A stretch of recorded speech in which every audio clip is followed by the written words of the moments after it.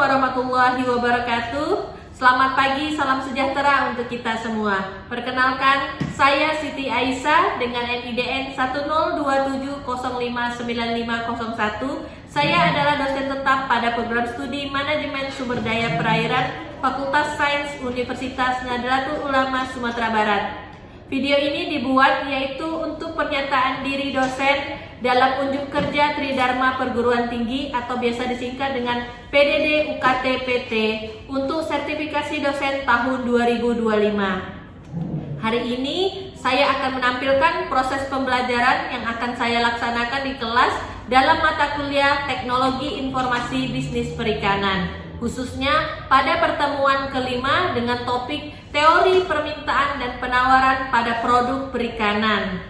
Mata kuliah ini adalah mata kuliah wajib untuk program studi Manajemen Sumber Daya Perairan dan program studi Aquacultur di Universitas Nahdlatul Ulama Sumatera Barat dengan jumlah SKS sebanyak 3 SKS, 2 SKS adalah teori dan 1 SKS adalah untuk praktikum. Teknik pengajaran yang saya gunakan adalah DIA, yaitu Delivery Interaction Assessment, yang mana untuk metode yang saya gunakan, saya menerapkan metode pembelajaran berbasis pemecahan masalah atau biasa disebut dengan problem solving, di mana mahasiswa tidak hanya menerima materi tetapi dihadapkan pada situasi nyata yang menuntut analisis dan penyelesaian.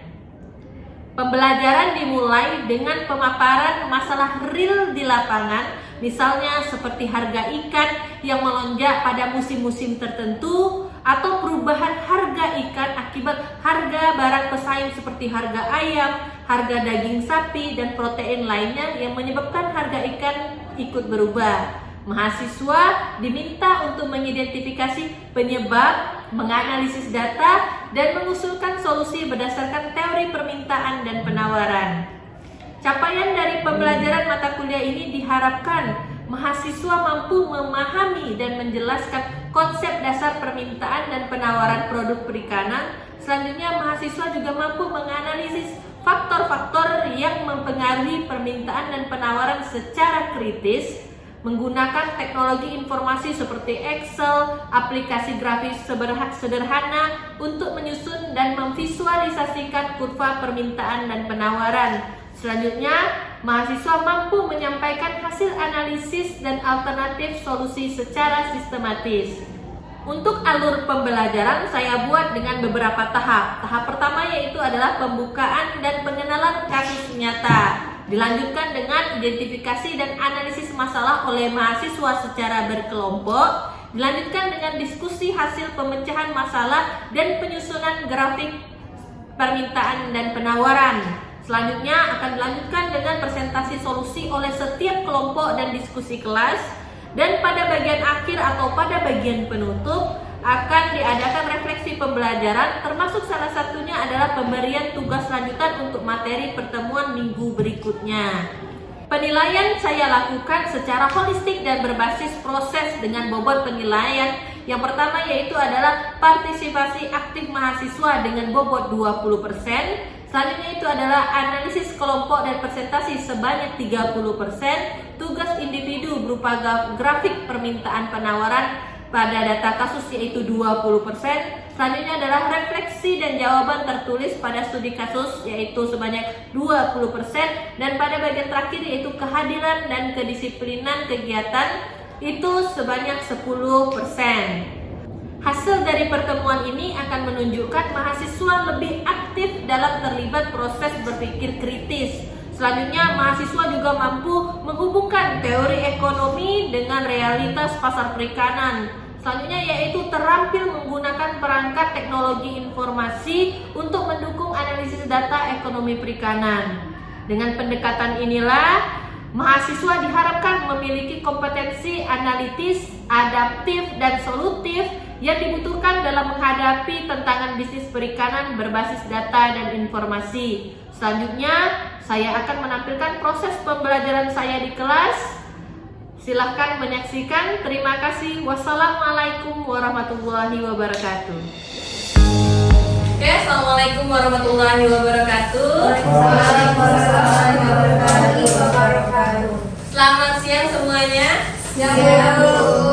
Oke, hari ini pertemuan kita kelima. Yang mana materi kita kelima ini itu kita akan membahas tentang hukum permintaan dan penawaran pada komoditas perikanan. Ada yang tahu di sini apa itu hukum permintaan dan penawaran? Belum tahu. Kita kaitkan dengan materi kita sebelumnya. Materi sebelumnya kita udah tahu nih, sumber daya manusia itu ada SDM, ada modal. Nah, lalu kalau sudah ada sumber daya manusianya, diapakan lagi? Tentu kita harus punya produk, iya kan? Orang yang mau jualan sudah ada nih, tapi produk yang akan dijual belum ada. Tentu kita akan berpikir bagaimana produk. Nah, kita dari program studi manajemen sumber daya perairan, kita sudah tahu nih, kita punya produk. Ada produk pariwisata, ada produk ikannya langsung, ada juga apa lagi? Mutiara dan lain-lainnya. Nah, gitu kan. Pada pertemuan kali ini kita akan membahas tentang konsep permintaan dan penawaran pada komoditas perikanan. Dari pertemuan kita hari ini, nanti Anda semua bakalan dapat menjelaskan konsep perilaku ekonomi masyarakat. Oke, sekarang coba pikirkan, pernah nggak Anda semua terpikir dari mana asalnya sebuah harga? Kok bisa sih ikan tuna itu harganya kalau di Indonesia harganya 90.000, kalau di luar negeri harganya 120.000? Pernah nggak terpikir dari mana asalnya sebuah harga itu? Kok bisa harga bakso itu X rupiah? Kok bisa harga udang itu 55.000 rupiah? Ada nggak yang tahu dari mana asalnya sebuah harga? Ada yang tahu nggak? Kok bisa dapat sebuah harga dengan nominal seperti itu? Ada yang tahu? Coba. Tahu nggak dari mana asalnya harga? Kalau kamu mau jualan ikan, apa yang menentukan harga ikannya? 20.000 rupiah. Kualitas. Apa? Kualitas. Kualitas. Ada lagi? Ada yang tahu? Kuantitas. Kuantitas. Jumlahnya juga. Lalu apa lagi? Ada yang tahu nggak? Oke, ternyata apa? Banyak hal yang mempengaruhi sebuah harga itu bisa terbentuk. Oke, kita lihat dulu. Di sini ada definisinya. Yang pertama itu adalah permintaan. Jadi permintaan di sini diartikan adalah sebagai jumlah barang atau jasa yang diinginkan atau dibutuhkan oleh pelanggan. Jadi kadang kita pikir nih, kita cuma bisa jualan barang. Tapi di era sekarang ini kita bukan cuma jual barang, tapi kita juga bisa jual jasa. Yang dulu ada beberapa produk nih atau pekerjaan yang tidak ada, tapi di sekarang sudah ada. Apa beberapa pekerjaan atau jasa yang sekarang sudah mulai ada? Kalau dulu harus jadi artis, ya kan? Kalau sekarang sudah ada yang namanya apa? Influencer. Influencer dia buka tarif nggak? Buka tarif kan? Berapa harganya? Nah, beragam Bu. Mulai dari ada yang 5.000 per produk sampai puluhan juta. Iya kan? Karena apa? Karena dibutuhkan oleh pasar. Nah, selanjutnya apa itu supply? Supply itu adalah penawaran. Di sini penawaran di sini adalah apa? Barang dan jasa yang disediakan di pasar. Tapi apa? Sebelum menyediakan produk atau jasa, kita harus tahu dulu orang butuh apa enggak sama produk kita ini. Iya kan? Nah, oke. Lalu apa saja yang mempengaruhi? Oke, di sini saya akan bawa kalian bercerita dulu. Pertama, kita bayangkan diri kita sebagai seorang pengusaha, sebagai seorang penjual. Yang sederhananya karena kita dari perikanan, kita coba bayangkan diri kita lagi jualan ikan. Udah mulai terbayang? Kita jual kita jual produk kita ikan. Berapa harga yang kita jual? 12.000 per kilogram. Kita punya barang sebuah ikan dengan harga 12.000 per kilogram. Lalu apa? Kita jual, laku, habis terjual. Oke, berhasil kita jual barang kan dengan harga 12.000. Tapi apa? Barang kita habis, kita nggak bisa jualan lagi. Karena apa? Barang kita habis. Lalu kita lihat di toko B ada yang jual dengan barang yang sama, kualitas yang sama. Berapa dia jual? 14.000 per kilo. Untung nggak ke toko B? Untung. Kenapa? Dia jual lebih mahal daripada kita. Oke, sekarang saya tanya, kamu kira-kira kamu sebagai penjual yang A, apa yang akan kamu lakukan? Barang kamu habis nih, kamu lihat di toko samping, dia udah jual dengan harga 14.000. Kamu sebagai yang toko A, apa yang kamu lakukan? Pasti kita bakalan telepon supplier, kita tambah produk. Kalau yang tadi produk kita sudah habis, kita tambah barang kita. Biar apa? Biar kita bisa jual. Kita bisa jual lagi. Kira-kira kita jual dengan harga berapa? Masih di 12.000? Apa kita naikkan samakan dengan harga 14.000? Samakan aja. Samakan aja. Samakan dengan yang lama apa samakan dengan yang 14.000? 14.000. Dengan yang lama? Yang lama apa 14.000? Ini toko B jual 14.000 nih, laku loh, habis juga loh punya dia. Ayo. Aja, pokoknya putarannya cepat. Yang penting putarannya cepat. Iya, tetap 12.000. Oke. Tapi apa? Kalau kita sebagai pebisnis, tentu apa? Kita akan coba naikkan harga. Karena apa? Seorang penawar atau seorang produsen, dia apa? Dia akan berusaha mendapatkan manfaat sebanyak-banyaknya, memperoleh keuntungan sebanyak-banyaknya. Kita jual dengan harga 14.000. Masih ada nggak orang yang mau beli? Ada nggak yang mau beli? Masih. Iya kan? Kenapa? Masih laku. Nah, lalu apa? Dengan harga 14.000, ada nggak keinginan mau naikin harga? Kira-kira kalau ada nggak keinginan? Kita seorang penjual nih, mau nggak kita naikin harga? Sebagai insting seorang penjual, pasti apa? Ada keinginan kita untuk menaikkan harga. Nah, kita coba. Harga berapa? 20.000 per kilo. Laku apa enggak? 20.000. Laku nggak? Kalau ada yang lebih murah, nggak laku dulu. Kalau ada yang lebih murah nggak laku. Iya. Nah, kenapa? Karena apa? Nggak bisa, because it's expensive. Kenapa? Harganya sudah terlalu mahal, orang sudah nggak mau lagi beli. Nah, dari kasus ini maka muncullah sebuah kurva yang namanya kurva penawaran. Kurva penawaran ini apa? Semakin tinggi barang yang kita tawarkan, semakin banyak juga stok yang kita punya.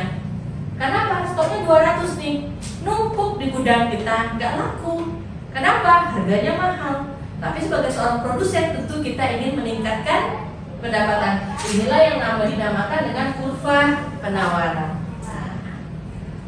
Oke. Selanjutnya kita coba melihat ini. Kita tadi punya produk berapa? Harga 20.000 per item. Nggak laku, ya kan? Dengan harga 20.000, kira-kira apa? Stok kita, barang kita banyak. Apa lagi yang kita lakukan? Barang kita banyak nih, nggak laku. Kita bakalan apa? Kita bakalan coba turunkan harga. Kenapa? Awalnya tadi 12.000 laku loh, iya kan? Sekarang 20.000 nggak laku. Nah ini apa? The seller followers the price to sell item. Dia akan apa? Akan berusaha menjual barangnya kembali. Dia akan mengikuti apa nih? Keinginan pembeli. Nah itulah yang terjadi yang namanya tawar menawar di pasar. Oke, dengan tawar menawar tentu produk kita akan mengikuti keinginan pembeli, maka disitulah timbul produk kita bakalan habis juga, ya kan? Nah, dengan sifat inilah yang dinamakan dengan hukum penawaran, hukum permintaan. Hukum permintaan ini kita melihat dari sudut pandang siapa? Dari sudut pandang kita sebagai customer. Sebagai apa? Sebagai seorang pembeli, sebagai seorang pelanggan. Yang mana apa? Ketika harga makin rendah, maka akan makin banyak yang terjual. Semakin rendah barang, semakin banyak yang terjual. Sampai di sini paham nggak konsep penawaran dan permintaan? Sampai di sini ada yang mau ditanyakan? Nah, kita lihat tadi ada dua kurva yang berbeda tadi. Ada kurva penawaran, ada kurva permintaan. Sekarang kita coba gabungkan kedua kurva. Ini adalah kurva penawaran, ini adalah kurva permintaan. Oke, untuk kurva di sini kita lihat dari customer point. Nah, di sini apa? Kita lihat dari permintaan pembeli. Kalau kurva penawaran, kita lihat dari apa? Dari producer of point. Jadi apa? Dari kita lihat sebagai seorang produser. Oke, yang mana kedua suku ini dia saling bertemu. Nah, ketika kedua suku atau kurva ini dia saling bertemu, maka ada titik tengah yang ditemukan. Nah, itulah namanya titik equilibrium. Titik apa itu titik equilibrium? Titik equilibrium ini adalah keseimbangan pasar. Sampai di sini ada yang tahu dari mana sebuah harga lahir? Saat jumlah permintaan dan penawaran seimbang. Seimbang. Kenapa? Keinginan produsen terpenuhi, keinginan konsumen juga terpenuhi. Sila bertemu titik sumbunya, biasa kita sebut dengan titik keseimbangan pasar, yaitu titik equilibrium. Oke, sampai di sini ada yang mau ditanyakan? Bu, ada juga kok Bu, harganya mahal tapi masih laku. Iya kan? Makin lama makin mahal malahan Bu. Contohnya apa? iPhone.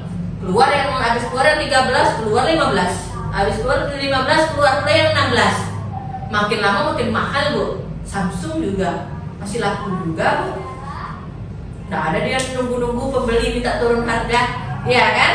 Nah, itu apa? Makanya di sini kita lihat yang namanya pergeseran kurva. Apakah kurva tadi dia bisa bergeser? Kira-kira apa yang mempengaruhi pergeseran kurva tadi? Oke, kita lihat dulu. Yang pertama, ini adalah apa yang mempengaruhi permintaan. Yang pertama itu adalah price, harga, the item itself, harga barang itu sendiri, ya kan? Harga barang itu sendiri. Lalu yang kedua apa? Substitusi. Ada yang tahu apa arti substitusi? Substitusi, ada yang tahu nggak? Pergantian. Ah, apa di sini barang substitusi? Barang substitusi di sini adalah barang pengganti. Oke, kita punya ikan. Ya, kita tadi jual ikan. Kira-kira apa barang pengganti ikan? Ayam. Kenapa? Satu jenis, dia sama-sama protein. Iya kan? Jadi apa? Ketika harga substitusinya geser, harga barang itu juga geser. Ketika harga ayam murah, kira-kira orang tetap beli ikan atau beli ayam? Pindah orang, ayam lagi murah. Nah, makanya ketika barang penggantinya berubah harga, maka harga barang itu sendiri juga akan ikut berubah. Nah, gitu ya. Lalu apa lagi? Komplement. Ada yang tahu komplement? Apa itu komplement? Harga komplement. Komplement itu pelengkap. Barang pelengkap. Apa barang pelengkap? Kalau kita beli sepatu, apa pelengkapnya? Kaos kaki. Kalau orang jualan ikan, apa pelengkapnya? Cabai, garam, batu es, iya kan? Nah, jadi apa? Ketika barang pelengkapnya naik harga, ketika harga batu es naik, harga ikannya juga ikut naik. Padahal gak ada sangkut pautnya loh kadang. Kok murah harganya Pak? Kok mahal harganya Pak? Iya, batu esnya naik. Nah, iya kan? Kenapa? Karena harga barang pelengkapnya juga naik. Oke, selanjutnya apa? Income. Apa itu income? Pendapatan. Ketika pendapatan kita naik, tentu akan mempengaruhi harga juga, iya kan? Kalau kemarin waktu gajinya masih UMR, maunya motor. Ah, udah naik jadi manajer, maunya apa lagi? Mobil lagi, iya kan? Nah, inilah pengaruh income. Selanjutnya apa? Tes. Tes ini adalah selera atau rasa. Nah, mau semahal apapun iPhone, kalau orang tetap sukanya Samsung, tetap dia beli Samsung. Nah, itu kan. Mau kayak gimana pun orang makan dia sukanya ikan tongkol, mau 1 juta pun harga ikan tuna, dia tetap sukanya ikan tongkol. Nah, gitu ya. Selanjutnya apa lagi? Selanjutnya population of demographics. Sini apa? Demografis tentang struktur tempat lokasi. Nah, apa itu contohnya? Contohnya ketika orang yang domisili atau tinggalnya dia sudah terbiasa di daerah pegunungan, suka nggak dia ikan laut? Dia biasanya lebih suka apa? Ikan lele, ikan patin, iya kan? Nah, kalau orang yang suka dia tinggal di tepi pantai, dia lebih suka apa? Cumi-cumi, apalagi lauk maco. Nah, iya kan? Nah, kenapa? Itulah peran demografi. Nah, ketika kita ingin menjual produk, kita harus memperhatikan ini. Oh, saya punya produk ikan patin nih. Kita coba jual ke Kota Padang. Laku nggak? Nggak terlalu, iya kan? Kenapa? Orang sukanya ikan laut, ikan tongkol, ikan sarden, iya kan? Ikan tawar pun paling ikan nila. Nah, iya kan? Nah, oke, selanjutnya apa lagi yang mempengaruhi expected future price? Harga di masa yang akan datang. Harga yang di masa yang akan datang ini harapannya. Orang contohnya apa? Beli properti, beli rumah, beli tanah, beli emas. Ya kan? Kenapa? Di masa yang akan datang harganya akan naik. Kalau di ikan apa, Bu? Contohnya apa? Ikan arwana. Yang kecil segini berapa harganya? 400.000. Yang segini berapa? 4 juta. Iya kan? Nah, apa? Kalau ada harga perubahan harga di masa yang akan datang. Nah, inilah bentuk kurvanya. Ketika pendapatan meningkat, tentu apa? Kuantitasnya juga bergeser ke arah sini. Keinginannya, apa yang mau dibelinya juga udah berubah. Nah, itulah. Jadi inilah beberapa faktor yang akan mempengaruhi permintaan. Nah, ini. Lalu kalau penawaran apa, Bu? Hampir sama, ada beberapa yang berbeda. Yang berbeda mungkin di sini production cost, ini adalah biaya produksi. Tentu biaya produksi akan mempengaruhi. Kalau biaya produksinya naik, tentu harga barang itu juga akan naik. Selanjutnya apa? Teknologi. Kalau dulu kita jualan cabai masih giling tangan, sekarang sudah ada mesin. Nah, ketika apa? Ketika teknologi sudah diterapkan, dia akan bergeser. Kenapa? Karena apa? Waktunya sudah jauh lebih hemat, harganya juga bisa lebih murah, udah menghemat, tenaga kerja juga udah berkurang, nggak perlu tambah karyawan lagi. Nah, itulah yang mempengaruhi. Selanjutnya apa? Jumlah pedagang. Makin banyak pedagang yang serupa, tentu akan mempengaruhi sebuah harga. Selanjutnya ada pajak dan subsidi. Dan yang terakhir sama, itu adalah expected future price of the product, harga di masa yang akan datang. Oke, sekarang saya punya beberapa studi kasus. Yang pertama itu saya ambil dari YouTube, silahkan dibuka ini websitenya. Selanjutnya kita bagi menjadi 4 kelompok. Yang mana kelompok pertama itu akan membahas tentang hukum permintaan. Boleh diambil dari foto, boleh diambil dari video tersebut, tapi kita hanya fokus ke hukum permintaan. Sedangkan kelompok 2 membahas tentang hukum penawaran. Kelompok 3 akan membahas tentang keseimbangan pasar atau equilibrium. Dan terakhir ini akan membahas tentang dampak dan solusi. Silahkan kita bagi menjadi 4 kelompok. Kalau sudah selesai nanti akan kita bahas bersama. Terima kasih atas presentasinya. Kita give applause dulu untuk semua kelompok. Oke, di minggu yang akan datang, kita bahas itu sekarang dulu. Mahasiswa sudah konsep perilaku ekonomi masyarakat perikanan. Udah kira-kira sudah dapat nggak dari materi hari ini? Udah paham belum tentang konsep perilaku ekonomi masyarakat perikanan? Sampai di sini? Oke, mencapai selanjutnya apa? Hukum. Sudah mahasiswa sudah mampu menjelaskan hukum, teori, dan permintaan dan penawaran. Itu udah kita bahas tadi. Di minggu yang akan datang, minggu depan kita akan membahas tentang identifikasi kelemahan kelembagaan dan inovasi yang bergerak di bidang perikanan. Nah, karena minggu depan kita akan membahas itu, maka saya punya oleh-oleh untuk di rumah. Silakan buatkan lembaga apa saja dan peran serta dari lembaga tersebut dalam inovasi pembangunan bisnis perikanan. Silakan dikumpulkan minggu depan. Kita akan bahas untuk materi minggu depan. Sampai di sini ada yang mau ditanyakan? Kalau tidak ada yang mau ditanyakan, kita akhiri kuliah kita hari ini. Wassalamualaikum warahmatullahi wabarakatuh. Waalaikumsalam warahmatullahi wabarakatuh.